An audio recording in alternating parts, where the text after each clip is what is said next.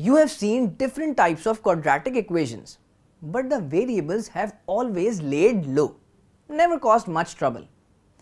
Have you ever thought about what happens if they got too excited and climbed to the top and started appearing as the power of exponents? Now we are going to discuss how to tackle such exponential equations. An example will help us along. In this given equation, it's very clear that variables are showing up in exponent form.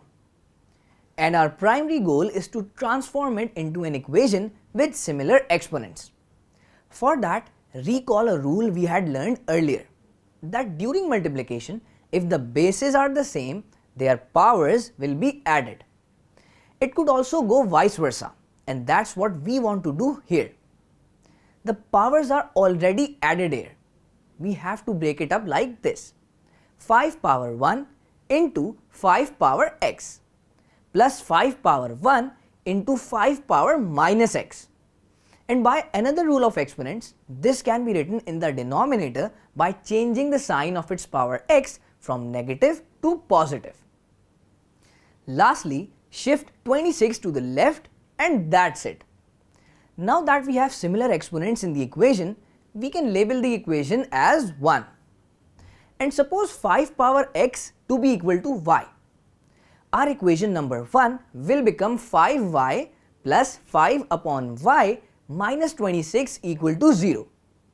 By taking the LCM, we get y in the denominator, which is shifted on the right side of the equation.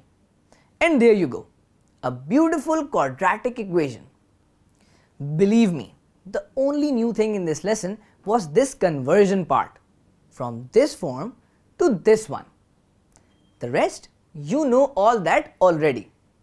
And once you get a hold of the quadratic equation, you know what to do with it. This time we'll choose factorization. So break the middle term, and the appropriate factors that appear are minus 25 and minus 1. After that, take the common from these groups. We get 5y into y minus 5 and minus 1 into y minus 5 again. And that could be written like this as well.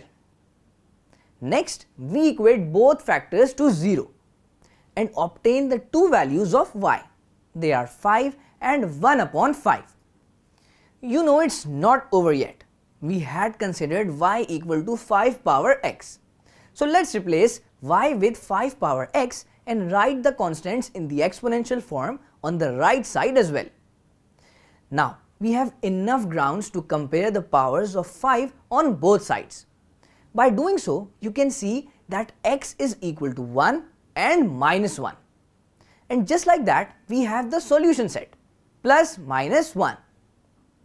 Another type of equation is down, another tool added in the box. And if you think that these types of equations keep growing exponentially and never end, you might be half right, because I have to introduce one more in the next lesson. I promise it will be the last.